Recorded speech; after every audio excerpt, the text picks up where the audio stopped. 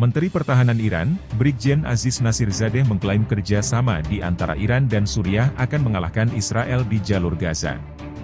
Klaim itu dilontarkan Nasirzadeh pada Minggu, 1 September 2024, saat berbicara dengan Menteri Luar Negeri Suriah, Maijen Ali Mahmud Abbas. Nasirzadeh mengecam masyarakat internasional yang diam saja ketika melihat rezim Israel menyerang Gaza dan membunuh lebih dari 40.000 warga Palestina di sana. Sayangnya, kita tidak melihat reaksi yang tepat dari masyarakat internasional terhadap kejahatan rezim Israel, ujar dia dikutip dari Press TV. Jadi, kerjasama di antara dua negara ini harus berlanjut, dan itu pasti akan memberikan kekalahan kepada rezim itu. Nasirzadeh berujar kedua negara itu memiliki komitmen yang terhadap poros perlawanan yang melawan Israel. Dia kemudian kembali menegaskan dukungan Iran kepada Suriah dalam hal keamanan dan integritas teritorial. Menurutnya, penerapan kesepakatan yang telah ada akan meningkatkan kerja sama bilateral di antara keduanya. Sementara itu, Abbas mengungkapkan tekad Suriah untuk terus menjaga hubungan dengan Iran demi tujuan kedua negara itu. Abbas menyebut keamanan dua negara itu saling terkait.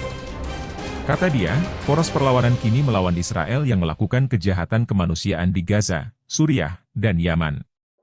Di samping itu, dia berharap hubungan Suriah dan Iran menguat sehingga kedua negara makin kuat dalam menghadapi Israel dan sekutunya. Iran hingga kini terus mendukung pasukan Suriah melawan para militan di negara. Sudah lebih dari 1 dekade Iran mengirimkan pasukan ke sana. Meski demikian, pada bulan April lalu Iran mengurangi jumlah pasukan di Suriah. France 24 melaporkan pengurangan itu dilakukan setelah para panglima Iran di Suriah menjadi target serangan. Menurut Iran, serangan itu dilakukan oleh Israel. Iran menarik pasukannya dari Suriah Selatan, kata sumber yang dekat dengan kelompok Hizbullah di Lebanon. Meski menarik pasukan, Iran masih memiliki personel militer di wilayah lain di Suriah. Puncak dari serangan-serangan itu ialah serangan Israel di kedutaan Iran di Suriah tanggal 1 April lalu. Serangan itu menewaskan 7 anggota Korps Garda Revolusioner Islam Iran, IRGC. 2 di antaranya adalah jenderal. Iran kemudian melancarkan serangan balasan ke Israel tanggal 13 dan 14 April dengan rudal dan pesawat nirawak. Serangan itu adalah serangan pertama yang dilancarkan Iran langsung dari wilayahnya. Sumber dari Hizbullah menyebut Iran sebenarnya sudah mulai menarik pasukannya setelah serangan tanggal 20 Januari yang menewaskan 5 anggota IRGC di Damaskus. 2 di antaranya adalah kepala intelijen dan wakilnya. Observatorium Suriah untuk HAM juga menyatakan bahwa pasukan Iran telah ditarik dari Damaskus dan Suriah Selatan. Menurut lembaga itu, pejuang Lebanon dan Irak menggantikan pasukan Iran di sana. Meski demikian, dilaporkan masih ada ribuan personel militer Iran di Suriah. Mereka dibantu oleh puluhan ribu pejuang dari Lebanon, Irak, Afghanistan, dan lainnya yang dilatih Iran.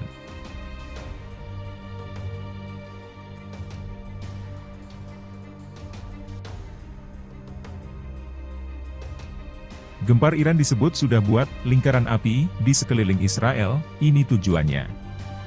Jurnalis Israel bernama Oded Yaron menyebut Iran telah membuat lingkaran api di sekitar Israel.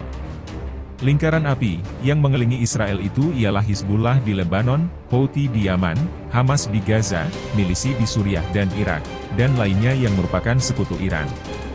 Saat ini Israel sedang menunggu serangan balasan Iran dan sekutunya di Timur Tengah.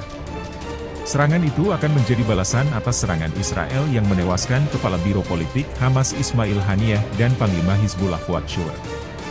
Sistem pertahanan Israel mungkin harus menghadapi ancaman bersamaan dalam berbagai jenis dari beberapa front, kata Yaron dalam tulisannya yang terbit di Haaretz.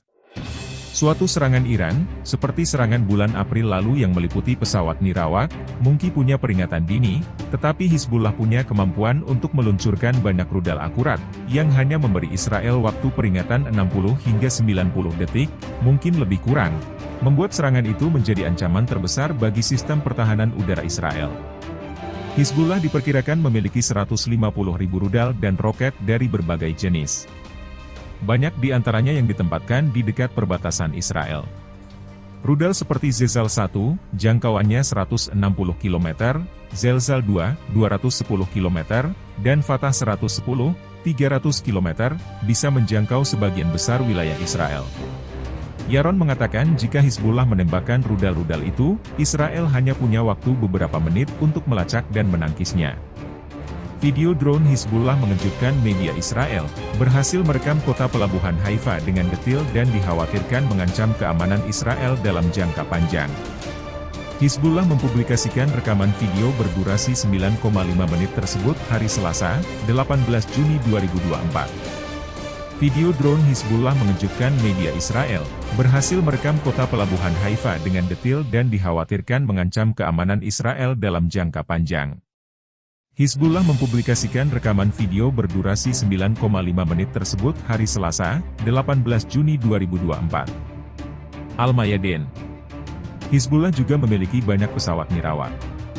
Senjata itu lebih akurat meskipun hanya bisa membawa bom berukuran lebih kecil. Salah satunya berjenis Shahed 129 yang bisa menjangkau seluruh wilayah Israel. Sejak perang di jalur Gaza meletus, Israel kesusahan menangkis pesawat itu.